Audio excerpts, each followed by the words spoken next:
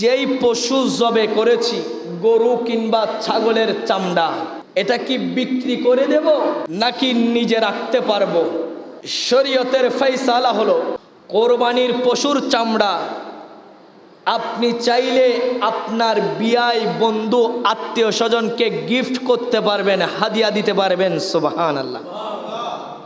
কোনো সমস্যা? কথা বলেন, কোনো সমস্যা? আপনি চাইলে নিজের জন্য বিভিন্ন পার্টস, ব্যাগ, বিভিন্ন জিনিস ওই কোরবানির চামড়া দিয়ে আপনার নিত্য প্রয়োজনীয় জিনিস বানাতে পারবেন। শরীয়ত বলছে কোনো সমস্যা? আরো জোরে বলেন, কোনো সমস্যা? এবার শরীয়ত বলছে, বান্দা যদি ওই চামড়া বিক্রি করো, এখানে তোমার সমস্যা। কথা বলেন ঠিক কিনা?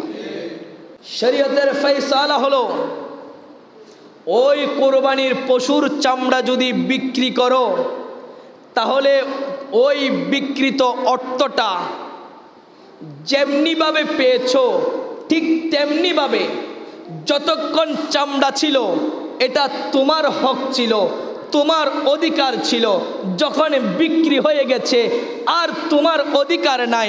ও পৃথিবীর জমিনের মানুষ, শুনো শুনো, ওই চামড়ার বিকৃত অর্থ যেভাবে তুমি পেয়েছো সেইভাবে গরিব মিসকিনকে তুমি দান করে দাও। জোরে বলেন সুবহান।